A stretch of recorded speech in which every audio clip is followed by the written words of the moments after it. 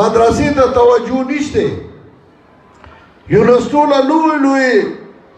کروڑونه روپۍ منظورېږي خو مدرسې له څوک نه ورکوي اگه مدرسې وال لږه ښه خبره وکړي وایي دا د فلانو ملګری دی نو هلکه کروڑونه روپۍ خو ستاسو مدرسو له ورکولې موږ له خو 1 روپۍ نه وراکړي او ملګري زموږ دي لوی خلکو سره کېناستلو خدای ګواه دی د طالب د خپې سره نه برابرېږي دومره لوی مقام دی ستاسو د علماو 50 شپېته مقالې په مختلفو موضوعاتو او په داسې چې په نوو موضوعاتو لکه ڈیجیٹل تصاویر قرآن و حدیث کی روشنی میں دغسی زراعت قرآن و حدیث کی روشنی میں دغسی پدی کال کی پنو موضوعات باندې چې هغې ته د چا ذهن هم تر اوسه نه رسي او زمونږ طلباو په هغې باندې 300 پورې 1600 پورې کتابونه مقالې ولیکلې او دا ټول موږ سره پراته خو یونسکو سره ډېر ګرانټونه او ډېرې پیسې او حکومت هم الله اهمیت ورکوي سړی پکې یو نه پیدا کېږي چې دا ډېر کم او په دې مدرسو کې هغه پیدایش هغه دنیا لیډینګ کوي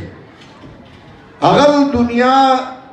راهنمایي کنتم نجوم السماء یهتدی بکم فصرتم ظلما تاسو د اسمان ستوري وئ تاسو باندې لار موندې شوه تاسو توره تیاره وګرځېدئ علماو لیډینګ کو مشرت یې کو او علما په دې ښه پوهېږي خو افسوس دا دی چې حکومت توجه ورته نه که چېرته د حکومت د مدارسو ته توجه وه دا ملک به داسې نه روانېده او نه به خرابېده څنګه چې خرابۍ ته روان دی خو چې په 400 پاپي مو پیسې وګټي هغه د دوی مشر الا من شاء الله سلک به چې خانداني خلک وي نو هغه د دوی مشر وي ملا ته سپک ګوري مدرسې ته سپک ګوري مدرسې ته توجه نشته یونسکو له لوی کروڑونه روپۍ منظورېږي خو مدرسې له څوک نه ورکوي اگه مدرسې وال لږه ښه خبره وکړي وایي دا د فلانو ملګری دی نو هلکه کروڑونه روپۍ خو ستاسو مدرسو له ورکولې موږ له خو 1 روپۍ نه وراکړي او ملګري زموږ دي بدې له زموږ یو خیل استاد وي یا 2 تنه میخې اغوستې وه یو هوښیار و هغه ورته وایي زه خیر دی دا سر ستا شه او دا شاته طرف کې زما شي نو سوټونه به د ډېران جوړو پای به یې تلاشله وه ښه به ورته هغه اچوله نو سر یې موږ له راکړي او لکه دی والي مدرسې هغه د غریبانو که مدرسې له یو ملا وایي چنده مار دی او که یونسال او دغه له یې غټ سړی او هغه غواړي هغه خیر دی هغه سره بیا ډېر ملګرتیا ده او ډېر تعاون دی او ډېر ده